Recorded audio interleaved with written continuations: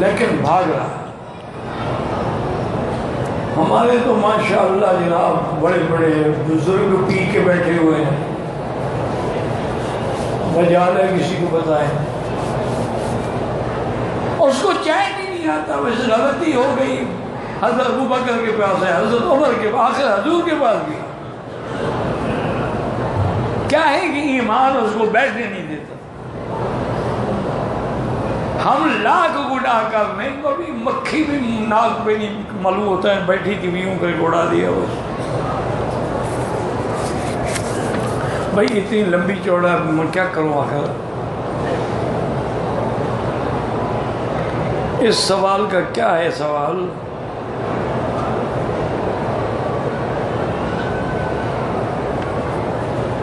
واضح عربی میں لکھا ہے، اردو میں ہے، ارادہ کوئی شخص اپنے ملکوں سے میقات سے ارادہ ہو تو احرام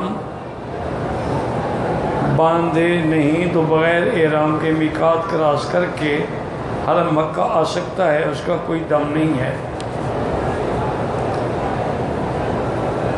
یہ فرماتے ہیں کہ قال النبی صلی اللہ علیہ وسلم وقت لأہل المدینہ ذی الحلیفہ ولأہل الشام الجحفہ ولأہل نجد قرن المنازل ولأہل الیمن یلملم ہن لہن ولمن اتی الیہن من غیرہن ممن اراد الحج والعمرۃ ومن کان دون ذلک فمن حیث انشأ التعال مکہ بالمکہ۔ اب مسئلہ اس میں اب تم نہ سمجھو میرا کیا گناہ ہے۔ بخاری شریف کی حدیث تو ہے ماشاءاللہ،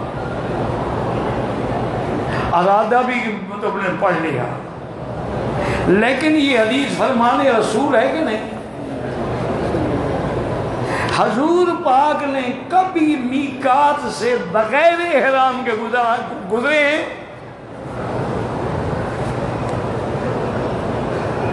وہ تو بتلا رہے ہیں کہ بھائی حج پہ آ رہے ہو یا عمرے پہ آ رہے ہو تو میقات سے احرام باندھنا لازمی ہے۔ اس کا معنی یہ نہیں کہ اگر تم اس کام کے لیے نہیں آ رہے ہو تو نہ باندھو، یہ کہاں ہو گیا؟ اس حدیث کا عمل ہم دیکھیں گے کہ حضور پاک نے خود کیا فرمایا۔ حضور پاک کبھی میقات سے بغیر احرام کے نہیں آئے۔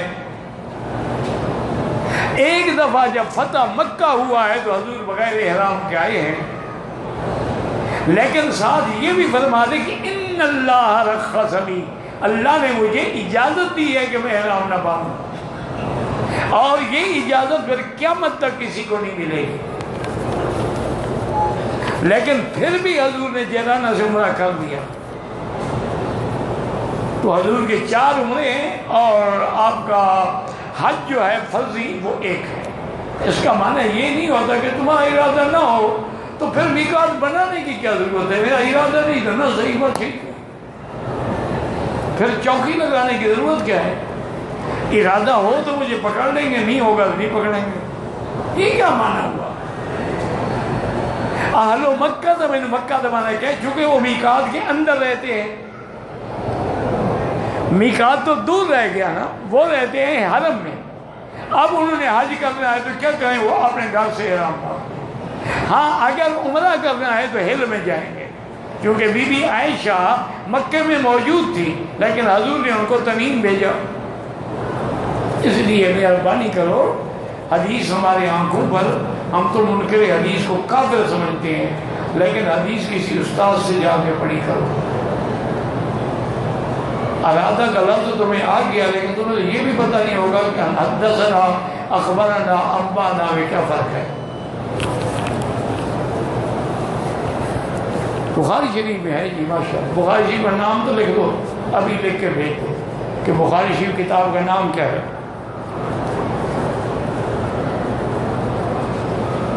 بس اللہ ہدایت دے، اللہ ٹھیک ہے۔ بعض ائمہ اب بھی یہی کہتے ہیں کہ ہاں ایک راستہ سب ائمہ نے بتایا ہے کہ اگر ایک ڈرائیور ہے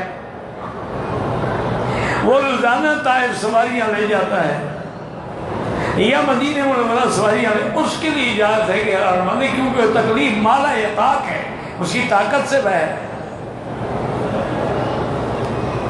روز کیسے عمرہ کرے؟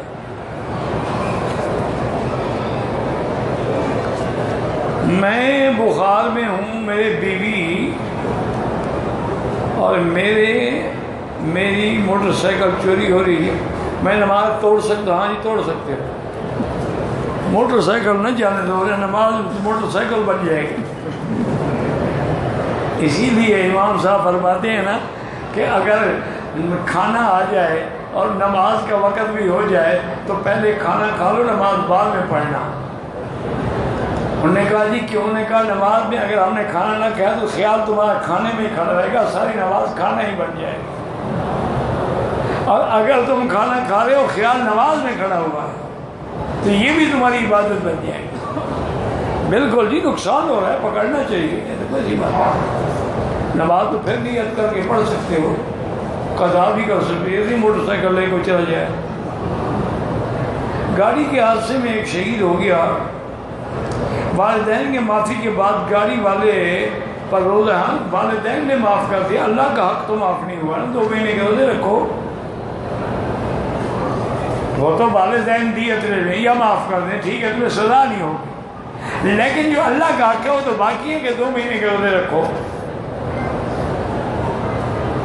طواف کے دوران رکن یمانی کا بوسہ نہیں، اشارہ کرنا بھول گیا، کوئی حرج نہیں۔ مسجد الحرام سے قرآن لے کے ہم ہوٹل چلے گئے، ہوٹل میں جا کے پڑھتے ہیں، کوئی حرج نہیں ہے، چونکہ ہوٹل بھی آپ کا حدود حرم کے اندر ہے۔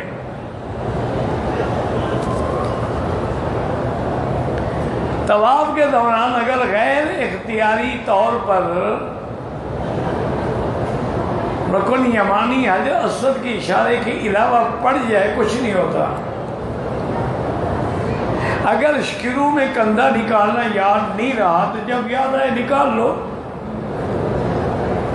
ایک بندہ مکے سے جدے گیا، وہاں سے طائف چلا گیا، اس کی نیت طائف جانے کی نہیں تھی، اب طائف سے واپسی پر عمرہ بھی نہیں کیا، اگر طائف سے سیدھا مکے آئے تو عمرہ کرے گا۔ اگر طائف سے جدے جانے کی نیت ہے، چاہے مکے سے گزر بھی جائے تو عمرہ نہیں کرے گا، اس کی نیت جو ہے جدہ ہے، اور مدار نیت پہ ہوتی ہے۔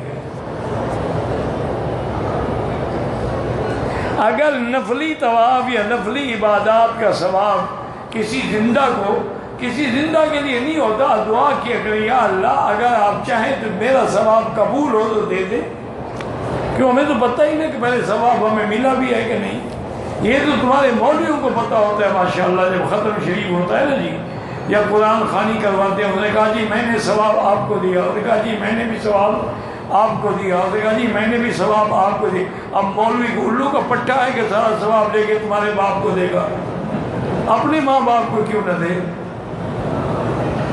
عجیب بے وقوفہ، بتائیے تمہیں ثواب ملا کہاں ہے جو اس کو دے رہے ہو؟ تمہارے پاس کیا دلیل ہے کہ تمہاری عبادت قبول ہو گئی ہے؟ ثواب مل گیا، اب مولوی صاحب کے پلے میں ڈال رہے ہو۔ اچھا ثواب اگر مولوی سے تمہارے والدین کو پہنچانے تو کیا قبر میں ہاتھ ڈال کے پہنچاتا ہے؟ کیا لوگوں نے ایسے جاہلانہ عقیدے بنا رکھے ہیں، بدعات میں مبتلا ہیں، روٹی کے بہانے ہیں اور کچھ بھی نہیں۔ ایسے مولوی کو کوئی دیتا نہیں، اس نے بھی اپنے طریقے بنائے ہوئے ہیں، روٹی تو کسی طور کما کھائے مشندن۔ خانہ کعبہ میں نماز پڑھتے ہوئے نماز بیت اللہ پہ نظر نہ ہو، سجدے کی جگہ پہ ہو، پڑھ جائے تو کچھ نہیں۔ عمرے کی صفا کے دوران میں موزے پہن سکتے، احرام کی حالت میں نہیں پہن سکتے، ایسی جوتی پہنے جیسے ہڈی اور آپ کے ٹخنے ظاہر ہیں۔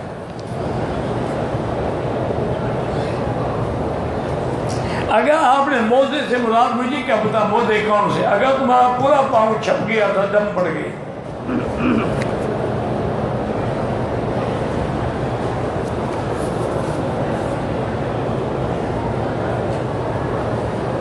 کہتے جی عالم ہو کر تکبر کرے اور سلام کا جواب نہ دے، اللہ اس کو ہدایت دے، دعا کریں۔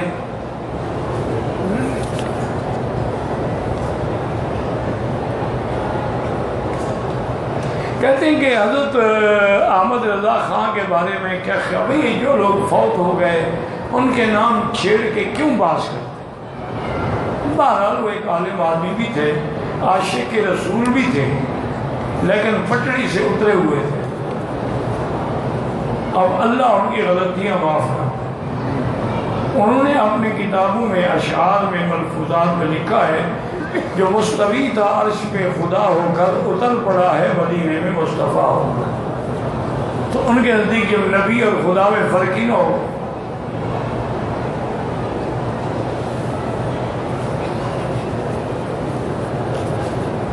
بہر فوت ہو گئے، اللہ مغفرت کرے۔ بہت بڑا عالم تھا اور بڑا گہرا علم تھا اس کا، اچھی کتابیں بھی لکھی ہیں، لیکن بس انسان ہے، غلطیاں بھی تو انسان سے ہوتی ہیں۔ وہی ڈوبتے ہیں نا جو تیرتے ہیں، جو تیرے ہی نہ کنارے پہ کھڑے ہو کر کیسے ڈوبے گا؟ وہ بیچارہ بھی انگریزوں کی لالچ کا سازش کا شکار ہو گیا، جیسے اس کو انگریزوں نے خریدا اور غلط راستے پہ ڈال دیا۔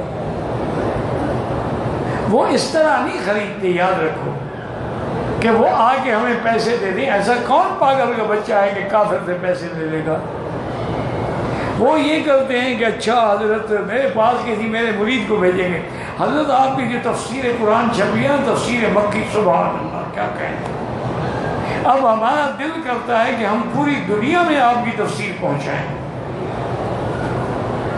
آپ ایسے کریں کہ 2 لاکھ نسخہ چھپوائیں۔ او بھائی میں 2 لاکھ نسخہ کہاں سے چھپواؤں؟ ایک ایڈیشن پہ 2 لاکھ روپے لگتے ہیں۔ میں 2 لاکھ اگر چھپواؤں تو کتنا پیسے؟ انہوں نے کہا حضرت پیسوں کا غم کیوں کرتے ہیں، ہم خرید لیتے ہیں، پہلے پیسے آپ لے لیں۔ اس طریقے سے وہ پیسے پہنچا دیتے ہیں۔ اب جب مولوی سے پوچھو گا یار میری کتاب وہ کی ہے، میں نے ان سے تھوڑے پیسے لیے ہیں، وہ کتاب خرید کے سمندر میں ڈال دیتی ہیں، انہیں تھوڑا پڑھنا ہے کتاب کو۔ انہوں نے تو مولوی کو حرام کے پیسے پہنچانے تھے، وہ پہنچا دیے، وہ قبول بھی کر بیٹھا بیچارہ، چکر میں آ گیا۔ اب وہ مرید جس نے پیسے دیے تھے وہ آ کے کام کرواتے ہیں، کافر خود سامنے نہیں آتا۔ شریعت میں شاعری کے بارے میں کیا حکم ہے؟ جائز ہے، لیکن قرآن میں وَالشُّهَدَاءُ يَتَّبِعُهُمُ الْغَاوُونَ، شعراء اکثر گمراہوں کے پیچھے چلتے ہیں، إِلَّا الَّذِينَ آمَنُوا وَعَمِلُوا الصَّالِحَاتِ، ہاں جو ایمان والے ہیں، اعمال صالحہ ہیں، اپنے ذکر میں اللہ کی ثنا، حضور کی ثنا بیان کرتے ہیں، حمد بیان کرتے ہیں، توحید بیان کرتے ہیں، وہ جائز ہے۔ حضور خود سنتے تھے حضرت حسان سے۔ حبیب اللہ اور خلیل اللہ میں کیا فرق؟ بہت بڑا فرق ہے۔ دوست اور محبوب میں فرق نہیں ہوتا۔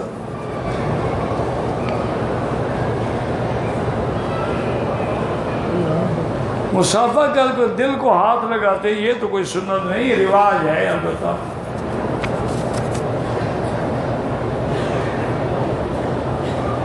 حضرت ضیاء الرحمن فاروقی شہید ہو گئے، اللہ ان کے درجات بلند فرمائے۔ اب یہ درس کا وقت ہے، ان کے باتیں بتانے کا وقت ہے۔ عجیب آدمی ہے۔ عصر کے بعد طواف کریں، واجب طواف نہیں پڑھے کوئی بات نہیں، مغرب کے بعد پڑھ لیں۔ نامہ استلام بھی نہیں کیا، وہ تب کرتے جب صفا مروا دوڑنے جائیں گے۔ 4 آدمی ہیں، ہم میں سے دم پڑ گیا ہے، اس کے سوا دوسرے لوگ گوشت کھاتے ہیں، بالکل نہیں کھا سکتے جناب، یہاں مکے کے غریبوں کو کھلاؤ۔ یہ تھوڑا کہ دم کر کے دوستوں کو دے دو، اندھا کرے خیرات اور بار بار دے اپنوں کو۔ میری والدہ بیمار ہیں، ان کے اللہ شفا عطا فرمائے۔ میری 2 بہنیں ہیں، والد صاحب کے فوت ہونے کے بعد ان کی شادی کی ذمہ داری میری اوپر عائد ہے۔ اللہ آسان کرے، اللہ آپ کے لیے مشکل حل کرے۔ سورۃ الرحمن پڑھ کے وہ لڑکیاں بھی اور آپ بھی دعا کیا کریں، اللہ بھی جلدی رشتے دے دے گا۔ شریعت کے مطابق کرو تو کچھ بھی نہیں ہوتا۔ یہ تو تب جب انگریزوں کی اور یہودیوں کی اقتدا کرتے ہو نا، پھر شادی مہنگی ہوتی ہے۔ مطلب کیا ہے؟ بی بی عائشہ کہتی ہے پانی لگا کے میں نے بال ٹھیک کیے اور حضور کے گھر بھیج دیے۔ ہماری والدہ صاحبہ نے عمرے کا طواف مکمل کیا، صفا مروہ کی سعی نہیں کی، دوسرے دن ہم نے دم ادا کر دیا، بس ٹھیک ہو گیا، اب صفا کر لیں تو اچھی بات ہے، ضرورت نہیں۔ ہمارے گاؤں میں ایک چھوٹی مسجد تھی، اب اسے شہید کر کے بڑی مسجد بنایا ہے، پرانی مسجد کی تھوڑی جگہ بچ گئی ہے، اس میں امام صاحب کی رہائش بن سکتی نہیں بن سکتی جناب، مسجد ہے، جس جگہ کی مسجد کے لیے نیت ہو گئی وہ کسی اور کام میں نہیں لگ سکتی۔ 4 دوست نماز پڑھ ساتھ گئے، نماز کے بعد باہر نکلنے کے بعد سلام لینا جائز ہے یا بدعت ہے؟ مجھے نہیں پتا کیا مطلب، نماز میں سلام نہیں کرتے ہو، السلام علیکم، اور سلام تو اور کون سا سلام؟ نماز میں سلام سب پہ کر رہے ہو کہ نہیں کر رہے ہو؟ ہاں اگر نماز پڑھ کے گئے باہر جا کے ملا ہے اس کو پھر سلام کر سکتے ہو، یہ تو نہیں کہ وہی 4 دوست ایک دوسرے کو سلام کرتے رہو۔ نماز کے بعد جنازہ پڑھایا جاتا ہے، یہ ہمیں پتہ نہیں کہ بالغ کا ہے نہ ہو، پتہ نیت تو ہے نا امام کے پیچھے، بس کافی ہے۔ اگر ہم یہاں سے چادریں باندھ لیں اور مسجد عائشہ جا کے 2 رکعت پڑھ کے نیت کریں، جائز ہے۔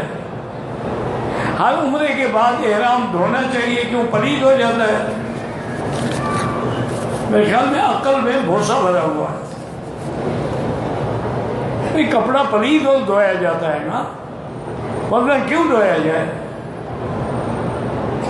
ایک عورت کی جو عادت ہے حیض کی، اس کو نہیں آیا، انہیں دوائی لی، عمرے کے لیے آئی، اس کو تھوڑا تھوڑا داغ لگ رہا ہے، روز دوائی بھی استعمال کر رہی ہے، بہرحال اگر حیض نہیں آیا تو پھر تو نماز پڑھ سکتی ہے،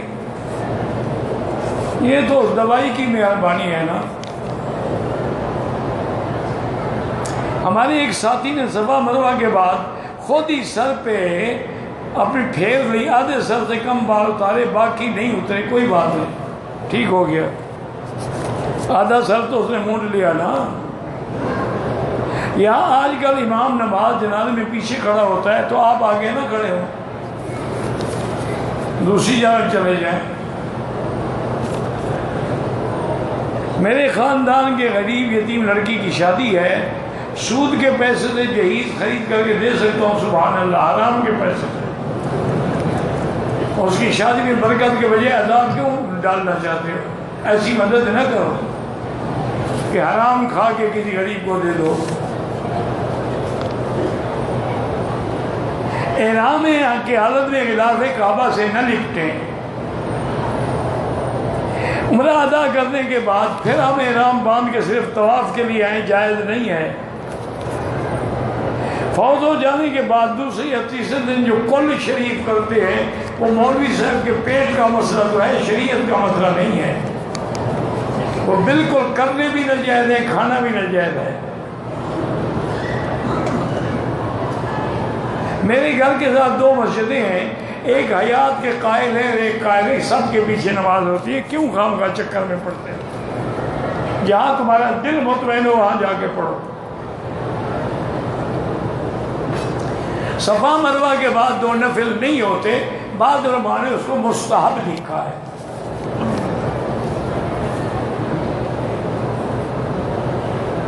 جب امام صاحب نماز پڑھاتے ہیں ان کے سپیکر کی آواز بھی ہر جگہ جاتی ہے، تو پھر مکبر کی کیا ضرورت ہے؟ اگر امام کا سپیکر خراب ہو جائے تو پھر کیا کریں گے؟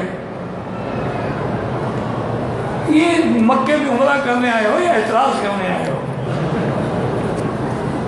یہاں لاکھوں آدمیوں کی نماز ہے، تو احتیاط ہوتی ہے، یہ خدا نہ کرے اگر امام کا سپیکر خراب ہو جائے تو کم سے کم مکبر کی آواز، نماز تکبیر سن کے لوگوں کی نماز تو صحیح ہو جائے۔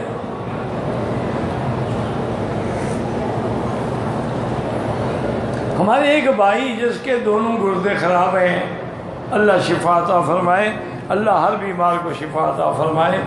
اللہم ارحم موتانا، اللہم مجبر امراضنا، اللہم اشفنا واشف مرضانا، اللہم اشفنا واشف مرضانا، وارحم موتانا واستجب دعانا ولا تخيب رجاءنا، اللہم ارحم ضعفنا واجبر کسرنا واشفنا واشف مرضانا ومرضى المسلمين برحمتك يا ارحم الراحمين. اللهم لا تجعل مصيبتنا في ديننا ولا تجعل الدنيا اکبر همنا ولا مبلغ علمنا ولا الى النار مصيرنا واجعل الجنة هي دارنا وقرارنا. یا اللہ بیماروں کو شفا عطا فرما، بے حیاؤں کو حیات عطا فرما، بے دینوں کو دین عطا فرما، بے اولادوں کو اولاد صالح عطا فرما، بے روزگاروں کو روزگار عطا فرما، قرض داروں کے قرض عطا فرما. یا الہ العالمین مسلمان فلسطین میں ہیں، کشمیر میں ہیں، عرب میں ہیں، عجم میں ہیں، ان کی جان مال آبرو عزت کی حفاظت فرما. یا اللہ حرمین الشریفین کی حفاظت فرما. یا اللہ پاکستان کی حفاظت فرما. صلی اللہ تعالیٰ علی خیر خلقہ سیدنا محمد و آلہ و صحبہ اجمعین. اللہم صلی علی سیدنا محمد و بارک وسلم.